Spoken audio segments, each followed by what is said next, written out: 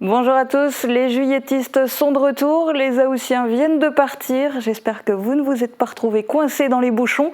Et une pensée particulière évidemment pour ceux qui travaillent tout l'été. Les journalistes de Mosaïque Cristal continuent d'être présents sur le terrain. La preuve en images avec ce condensé d'infos.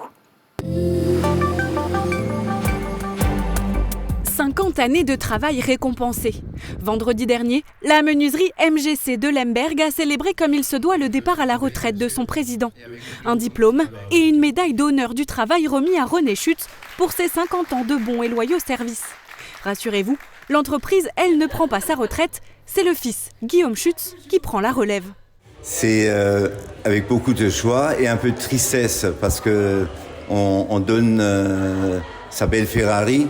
On a sa belle Ferrari qu'on a achetée et pigeonnée pendant tous ces ans. Et maintenant, on passe ça à son fils qui va la conduire prudemment. Spécialisée dans la menuiserie intérieure et extérieure depuis 1997, la menuiserie Générale Schütz écrit désormais une nouvelle page de son histoire. Après le père, voilà le fils. Et il a déjà des projets plein la tête. C'est quand même une belle fierté et puis c'est quand même un peu de stress aussi, il faut l'avouer. Donc c'est pas rien de pouvoir reprendre l'activité que son père a créée de A à Z.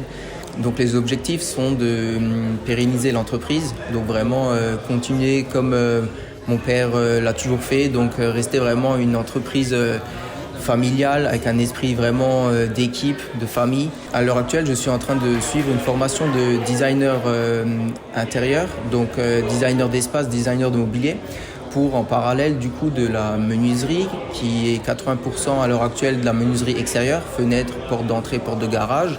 Donc me cibler un peu plus aussi sur tout ce qui est aménagement sur mesure intérieur et créer du mobilier un peu vraiment hors du commun, des choses comme ça. Pour son papa, place maintenant à une retraite bien méritée. René Schütz prévoit de partir pour un tour d'Europe en camping-car, accompagné de son associé de toujours, son épouse. Les élus de l'agglomération de Saint-Avold ne décolèrent pas face à la dernière demande du ministère des collectivités territoriales, accueillir le rassemblement évangélique des gens du voyage sur la base aérienne de Grostenquin. Un événement qui aurait dû initialement se dérouler à Nevoy, dans le Loiret, du 4 au 10 septembre. La commune mosellane avait déjà accueilli ce rassemblement à 3 reprises, en 2006, 2015 et 2017, et des incidents s'étaient produits en 2015. À l'heure actuelle, aucune précision sur les dates et les moyens alloués pour l'organisation n'ont été dévoilés. Les élus locaux, déjà contre l'événement en 2017, ont prévu de se rassembler ce jeudi 27 juillet pour contester la tenue de l'événement sur un terrain qu'ils estiment inadapté en termes de taille, de sécurité et d'installation, car ces dernières années, la manifestation a accueilli parfois jusqu'à 40 000 personnes. Les estivales de beach, c'était ce week-end.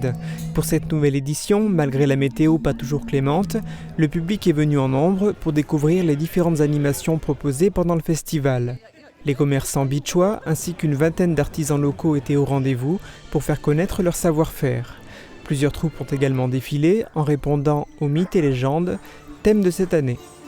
Une édition qui a répondu aux attentes de la ville. Ce que nous on demande au niveau de la ville, c'est que les gens s'amusent, qu'ils prennent du plaisir, que les associations qui participent aux estivales soient satisfaites de ce week-end, ce qui est le cas à l'heure actuelle. Les estivales permettent aussi de valoriser les attraits de la ville, mais également de diversifier son attractivité. L'élaboration en direct d'une fresque était aussi à découvrir. Le week-end s'est poursuivi avec la représentation de plusieurs concerts et spectacles, et notamment celui réservé aux enfants, qui aura été une belle réussite. Alors il faut la ruade. Alors la ruade, tu prends un petit peu d'élan comme ça. Ça sert un peu moins dans la région, mais... Oui, on a tout. Cet événement dynamique s'est conclu ce dimanche avec un concert de New Wave. Si vous avez loupé les estivales 2023, rendez-vous l'année prochaine pour une nouvelle édition. Le tourisme au Pays de Beach actuellement se porte relativement bien. On sait qu'il y a quelques problématiques globalement sur le territoire, mais en termes de fréquentation, nous avons une fréquentation qui reprend de nouveau un petit peu du poil de la bête après la crise Covid que nous avons tous connue. En 2022, à peu près 170 000 visiteurs sur l'ensemble des sites sachant qu'on a quand même deux fers de lance en termes de tourisme, le site de Marienthal d'une part, et la forêt des défis anciennement Tepacap, qui sont un petit peu les fers de lance sur le Pays de Beach. Et puis on a aussi quelques problèmes qu'on connaît sur des sites qui sont un petit peu vieillissants aujourd'hui et sur lesquels on a aussi un petit peu la crise du bénévolat qui se fait ressentir.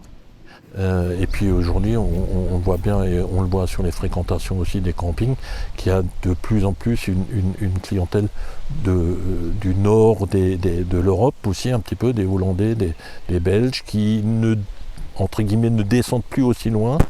Et puis finalement, quand on voit un petit peu la crise actuelle sur les bords de la Méditerranée avec les chaleurs, les risques d'incendie, etc., je pense que ça s'explique aussi un petit peu par ça. Oui, la CCB, au travers à la fois de l'Office de tourisme, évidemment, mais aussi au travers du bras armé du département qui est Moselle Attractivité, nous avons évidemment une carte à jouer au niveau du tourisme. Et vous l'avez vu probablement, il y a 2 études qui vont être lancées très prochainement. L'une sur la stratégie du développement touristique au Bay Beach d'une part, sur l'ensemble du territoire, et deuxièmement sur le renouveau ou le développement du site du Simsrhof, qui, comme je l'ai évoqué tout à l'heure, mérite aujourd'hui qu'on rafraîchisse un petit peu et qu'on revoie un petit peu la manière et la situation du site globalement. 1933, c'est l'année de création de l'association d'arboriculture de Rothes. L'occasion était belle pour fêter son 90e anniversaire lors des traditionnelles portes ouvertes qui ont lieu chaque année. Après une première journée réussie, le week-end s'est poursuivi avec une journée de dimanche très rythmée. Dans la matinée, un tout nouvel alambic a été inauguré, remplaçant l'ancien qui datait de 1948. Une amélioration sans pour autant tout changer. Cette machine reprend tous les fondamentaux de l'alambic de 1948, le feu de bois, le double passe, et on y a ajouté un éclairage. Et avec les Oculus, on pourra voir la distillation se faire à l'intérieur de la cuve. On pourra avoir une répartition de la chauffe plus efficace avec l'agitateur qui se trouve à l'intérieur de la cuve. Et on a un système de lavage qui permet, on va dire, d'alléger un peu la tâche des jeunes distillateurs. S'en est suivi la visite du verger avec quelques explications et son historique. Après la prise de parole de plusieurs élus locaux, une remise de différents prix a récompensé plusieurs membres de l'association d'arboriculture de Rothes. Une journée importante pour son président. L'objectif de ça aussi, c'est de partager, de faire savoir, de montrer et d'intéresser des nouveaux membres. Et aussi au verger de Rothes, il y a des arbres qui sont toujours disponibles. Donc j'invite ceux qui sont intéressés à venir, à prendre contact avec nous, à découvrir le verger et à devenir des membres actifs de la Société d'arboriculture. Le partage du vin d'honneur était également un moment fort du 2e jour des journées portes ouvertes. Un 90e anniversaire qui marquera l'histoire des arboriculteurs de Rothes. Pas de vacances non plus pour la météo, on regarde les prévisions pour demain avant de plonger dans l'histoire. Couverture, crépissage, peinture et isolation. Avec Moder Habitat, votre maison sera belle et confortable par tous les temps.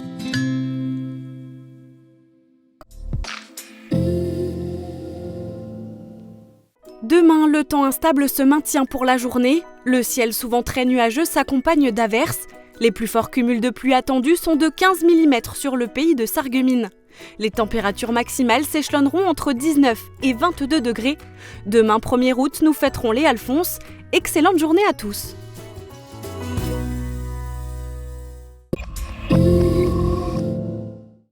Le festival Les Étendards nouvelle édition, spectacles, concerts et cinéma en plein air du 24 juin au 26 août. Profitez de nombreuses animations gratuites tous les week-ends. Ne manquez pas l'événement de cet été.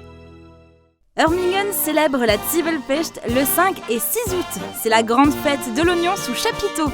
Entrée gratuite et soupe à l'oignon offerte pour tous dans une ambiance festive.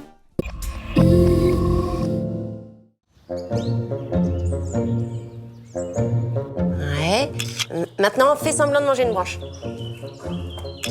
Mais personne va croire que je suis un panda d'Asie. Et ça, c'est du sapin, pas du bambou. J'ai déjà accepté de faire la grenouille, alors maintenant, c'est à toi de faire un effort. Allez, et grogne. Plus fort. Tourne-toi. Voilà, et remue les fesses bien. On peut plus, il fait 50 degrés là-dedans. Bon, ça marche pas. Allez, viens, on y retourne. Mais pourquoi tu veux que je fasse ça? Parce que je veux pas avoir l'air ridicule devant mes collègues. Quand j'ai vu l'article qui disait que 2 pandas avaient été réintroduits aux eaux de Bousnac juste à côté, je leur en ai parlé. Mais ils sont morts il y a longtemps, ces pandas. Morts? Hein? Sur le paradis des pandas. L'endroit où je vais finir si ta mère m'oblige à porter ce costume trop longtemps. Oui, mais l'article le disait pas. Alors ils se sont moqués de moi. Moi, j'ai certifié qu'ils étaient bien vivants et que j'allais me prendre en photo avec. J'espère que t'as pas parié. 1 mois de vaisselle au bureau. J'imagine que t'avais pas vérifié la date de cet article sur Internet avant de faire ce pari. L'article date d'il y a 10 ans. Non, mais il est hors de question que je perde ce pari. Alors tu remets le costume ou tu vas vraiment manger du bambou au prochain repas. Allez hop!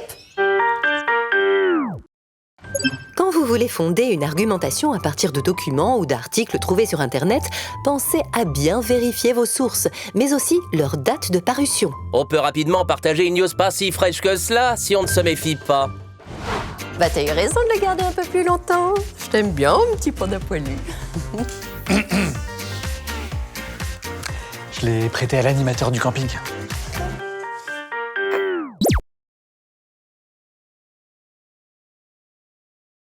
On vous emmène à présent en pleine période révolutionnaire.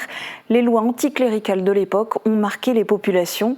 Biens de l'église confisqués, abbayes démantelées, curés persécutés, un régime de terreur qui dura près d'une dizaine d'années. L'église sous la Révolution, c'est le thème de notre émission Histoire d'Histoire.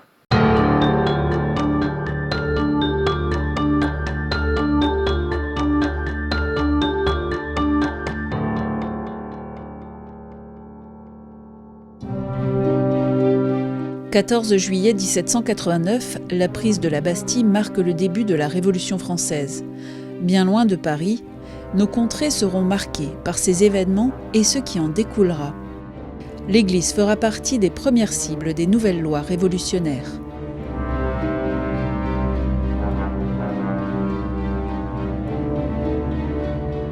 À la suite des événements révolutionnaires, les biens du clergé sont mis à la disposition de la nation par le décret du 2 novembre 1789. Et les curés, moines et vicaires sont traités par les tout nouveaux districts de Sarreguemines et de Bitche comme des fonctionnaires publics avec salaire. Par les nouveaux décrets de novembre 1790 et novembre 1791, ces membres du clergé sont obligés de prêter le serment, la constitution civile du clergé, approuvant le schisme avec le Vatican. Finalement, pour exemple, seul le curé de l'église d'Obergalbach, où nous nous trouvons, approuvera ce schisme. Beaucoup d'autres émigreront en Allemagne. Certains seront guillotinés, tel le curé de Hambach. D'autres même seront déportés, tel un moine de l'abbaye de Störsselbronn. Le clergé, très réfractaire, constitue finalement un obstacle irréductible. Mais les habitants, eux aussi, n'adhèrent pas à cette nouvelle idéologie mise en place sur l'ensemble du territoire. On les traite même de fanatiques.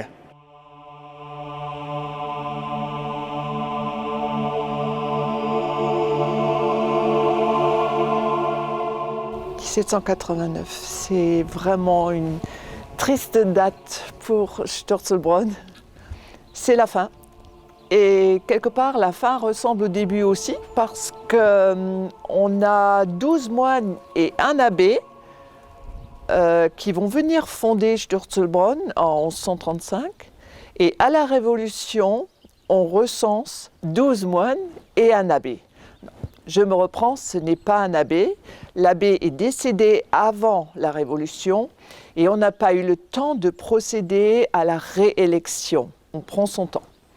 En fait, en 1789, c'est le prieur François-Antoine Guibert, dont nous avons récupéré la pierre tombale, qui est le responsable de l'abbaye, avec Don Anton, le sous-prieur. Et c'est lui qui va diriger les manœuvres. Et voilà, les biens ont été confisqués très rapidement. ont été remis aux différentes municipalités qui pouvaient à leur tour en bénéficier. Le mobilier, par exemple, on en a profité pour rééquiper les églises, le confessionnal, un hôtel à Lutzwiller, la chaire, voilà. Et plus difficile après, c'était les bâtiments. Donc pour les bâtiments, on a fait des lots. Et ils ont été vendus aux enchères, c'était relativement tard, c'était déjà 1798. Et là, ce sont des bourgeois de Sarreguemines et de Metz qui ont fait l'acquisition et qui se sont hâtés de déconstruire.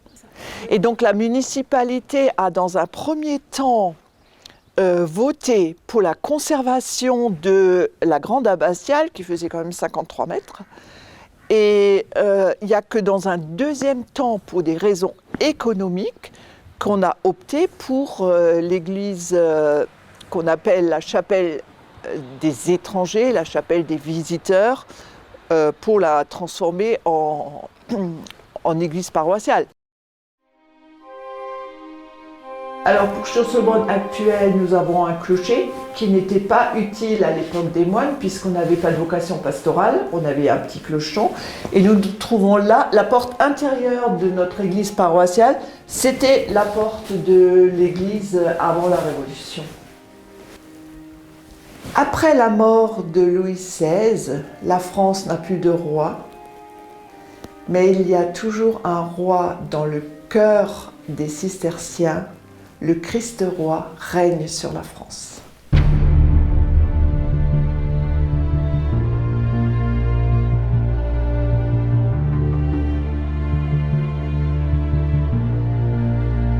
Le district de Bitche compte, au moment de sa création, 1790, 35 000 habitants, 60 localités, autant d'églises et de chapelles réparties entre 17 paroisses.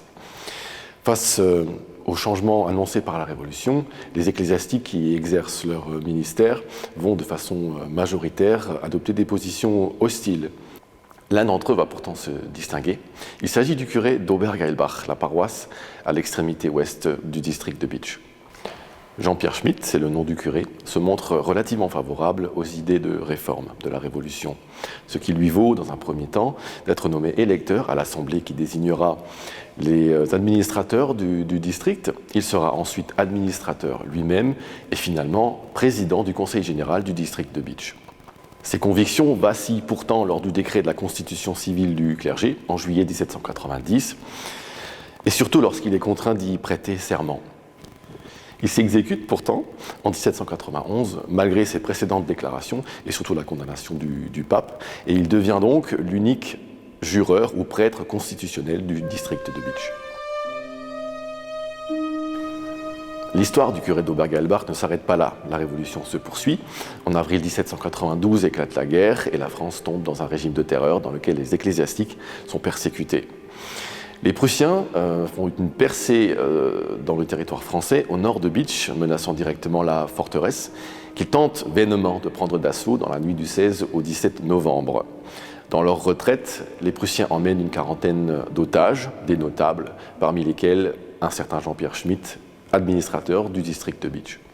Le curé d'Obergeilbach ne réapparaîtra jamais, ce qui le sauvera de la guillotine, car il faisait aussi partie de la liste des administrateurs du district de Bitche qui devaient être condamnés pour avoir voté une motion en faveur du roi suite à l'attaque du palais des Tuileries.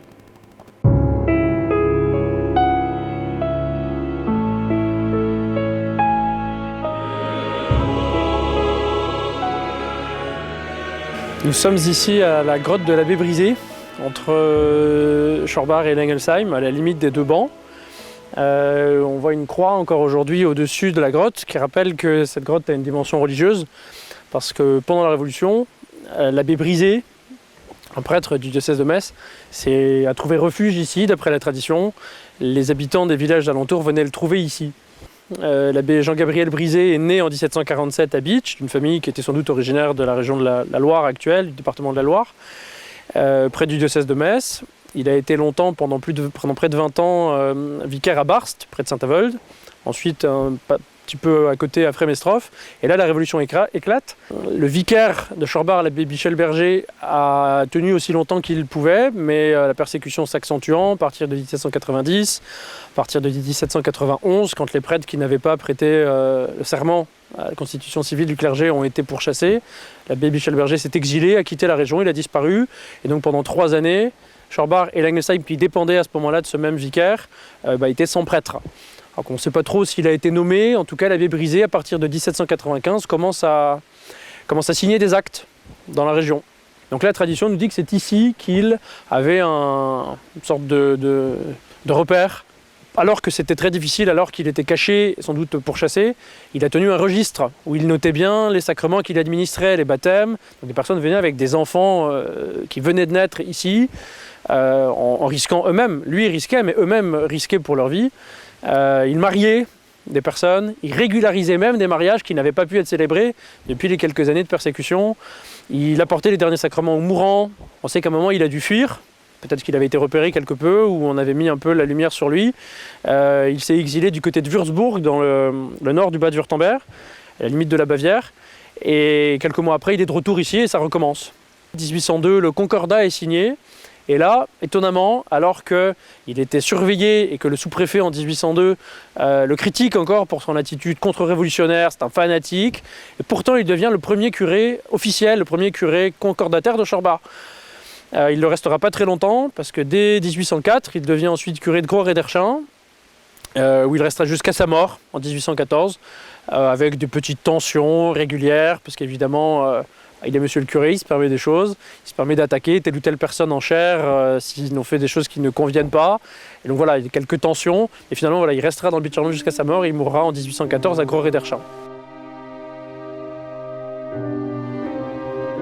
Ici, on se trouve au Seckermannseck. Seckermannseck, on se dit, c'est quoi ce nom un peu bizarre pour un petit bout de quartier là, à Calouze. En fait, c'est le lieu du sacrement. C'est ici qu'officiait, selon les dires des anciens, le curé Gap, Antoine Gap, qui avait été curé à partir de 1790.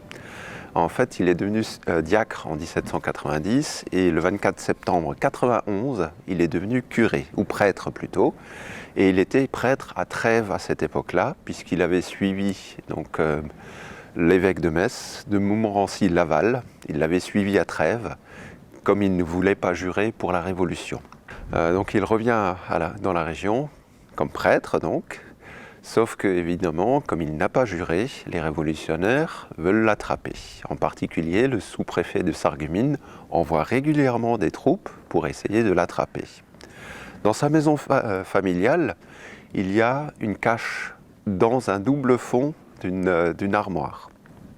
Et donc, il réussit souvent à s'échapper. Et comme il tourne dans toute la région, il fait donc des messes clandestines, dont apparemment dans cette maison, puisque les églises ne sont pas libres. Il fait des messes dans les maisons des villages, et en particulier donc ici.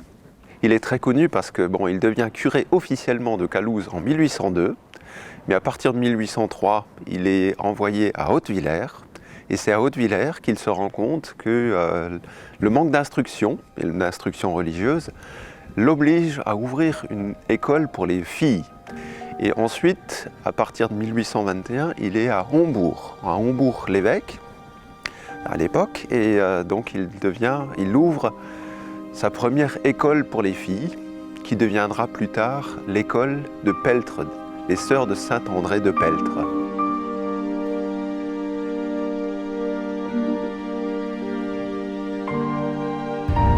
Pierre-Michel Uric, descendant d'une ancienne famille bourgeoise de Bitche, est administrateur à Rimelin pour aider le vieux curé Jean-Guillaume Thomé.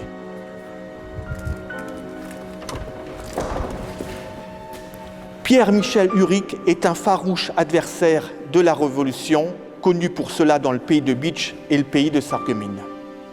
La municipalité de Rimelin est même obligée de le dénoncer car il refuse, lors des messes, comme l'impose pourtant la loi, de lire les dernières lois votées par l'Assemblée nationale. Nouvelle mise en demeure 3 mois plus tard par le procureur général du département. Que nenni! Au contraire, par 2 fois, dans cette église de Rimelin, il appelle ses paroissiens à souhaiter le retour de l'Ancien Régime en priant le bon Dieu et la Très Sainte Vierge. Naturellement, le curé et son administrateur refusent de prêter le serment. Mais sur place, la pression politique devient tellement forte que le 21 et 22 mai 1791, il part du presbytère avec une charrette portant ses meubles et quelques effets. Il s'enfuit en Allemagne toute proche. Mais 6 jours plus tard, la paroisse est en effervescence. La municipalité, ne réussissant pas à rétablir l'ordre, sollicite le commandant de la brigade de gendarmerie de Bitche pour obtenir le détachement de 25 militaires sur place. Le vice-président du district de Bitche est lui-même envoyé ici à Rimelin pour, je cite, par voie de persuasion et de douceur, rétablir la tranquillité et la paix dans la commune.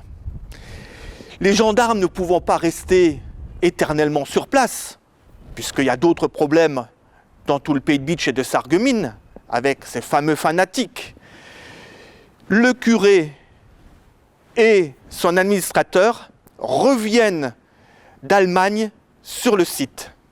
Amnistié en septembre 1791, il est encore tranquille sur place, il se fait moins remarquer.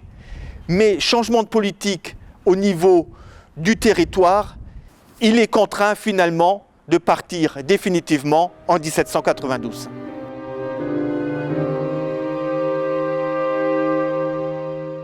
Après le concordat signé en 1802, la paix revient entre l'Église et l'État. Ce concordat admet le pluralisme des cultes et affirme leur surveillance par l'État. Les clercs sont rémunérés par l'État et ne peuvent pas être désignés sans son aval. Aboli en France en 1905, il est toujours en vigueur aujourd'hui en Alsace et en Moselle.